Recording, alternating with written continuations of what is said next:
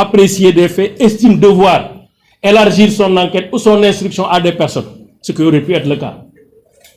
À ce jour, aucun juge d'instruction n'a été saisi.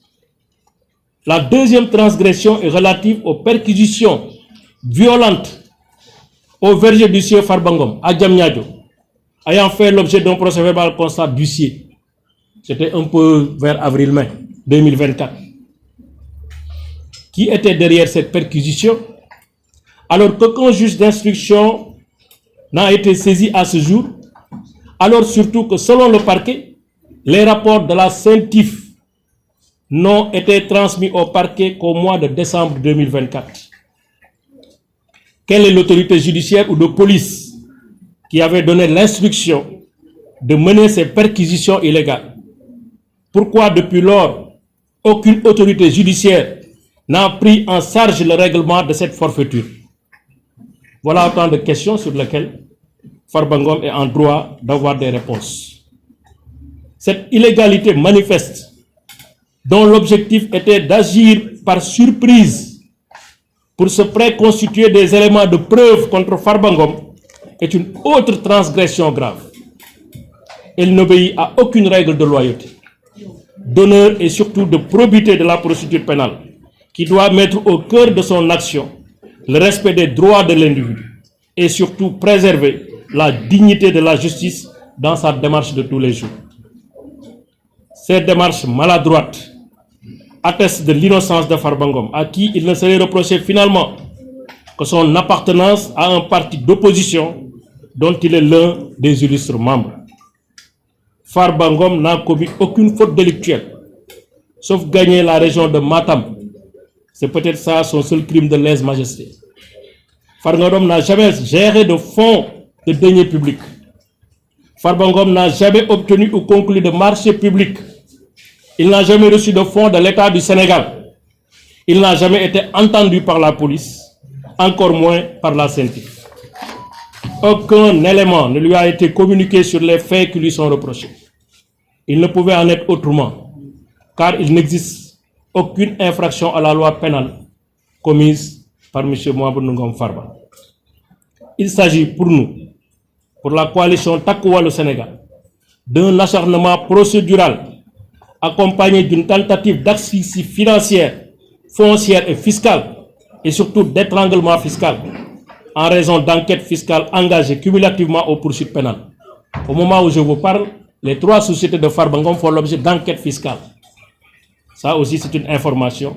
La SCI ABA, la SCP Sucre, la SCP Tiyania font l'objet aujourd'hui d'une enquête fiscale. Mesdames, Messieurs, nous avions tous salué et accompagné la réforme de la CREI, dont la critique majeure portait sur la violation de la présomption d'innocence et le renversement de la charge de la preuve. La réforme du 2 août 2023, modifiant le code de procédure pénale et instituant le pôle judiciaire spécialisé dans la répression des crimes et délits économiques ou financiers, dénommé pôle judiciaire financier en abrégé PJF, est une réforme majeure de la gouvernance du président Macky Sall.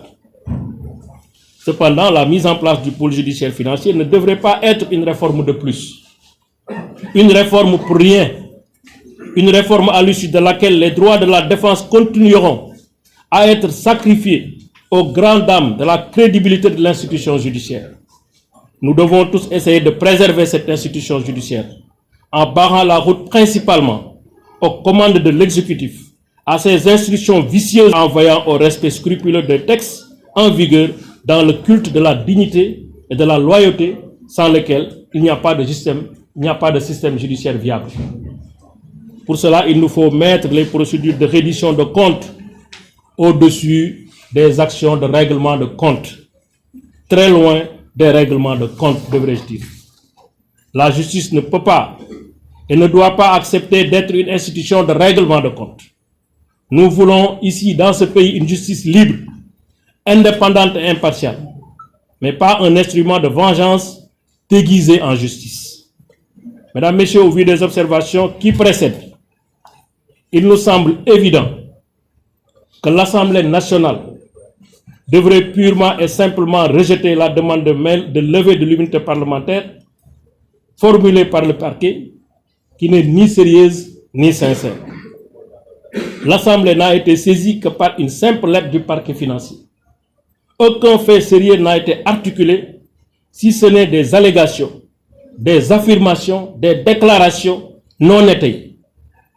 Aucune pièce pouvant fonder la conviction de l'Assemblée nationale n'a été produite à l'appui de la demande de levée de l'immunité parlementaire de Farba Ngom. Ça, d'ailleurs, le vice-président du groupe a en attesté. Hier, la présidente du groupe a fait un point de presse pour dire que dans ce dossier, à part la lettre, il n'y a rien. À part la lettre du parquet, il n'y a absolument rien. Il n'y a aucun rapport, il n'y a aucun élément, il n'y a aucun début de preuve pouvant fonder légitimement une levée de l'immunité parlementaire. Or, il est vrai, même si l'Assemblée nationale n'est pas une instance devant juger du bien fondé des greffes articulées à l'encontre d'un député, en tant que deuxième institution de la République, elle doit être en mesure de pouvoir objectivement apprécier le caractère sérieux, loyal et sincère de la demande. C'est cela une demande sans arrière-pensée politique. C'est pourquoi les conditions objectives de levée de l'immunité parlementaire n'étant pas réunies, l'Assemblée nationale, les députés du Sénégal devraient éviter de piétiner leur propre statut et surtout fragiliser leur protection qui vise la préservation de l'un des principes les plus importants de la vie parlementaire, l'inviolabilité du mandat de député.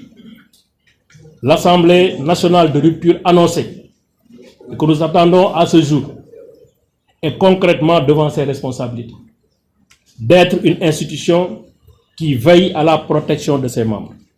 Une assemblée de rupture, c'est d'abord une assemblée qui se fait respecter et qui fait respecter les droits de ses membres. Aucun fait sérieux n'a été articulé à l'appui de la demande de levée de l'immunité parlementaire. Par voie de conséquence, cette demande devrait être rejetée. Dans tous les cas, la coalition Takku Wallu Sénégal et son groupe parlementaire entendre saisir sans délai l'Union interparlementaire, l'UIP, organisation mondiale des parlements nationaux, à travers son comité des droits de l'homme, pour dénoncer les graves violations des droits du député Farba Ngom, notamment l'absence manifeste d'une procédure contradictoire, juste et équitable, conforme aux principes de loyauté et d'équité, devant gouverner toute procédure de levée d'immunité d'un député. Les parlements de la CEDEAO, de la francophonie seront également saisis pour ces graves violations. Mesdames, Messieurs, au nom de ce comité, nous vous remercions de votre aimable attention. Merci beaucoup. Donc, je mets à votre disposition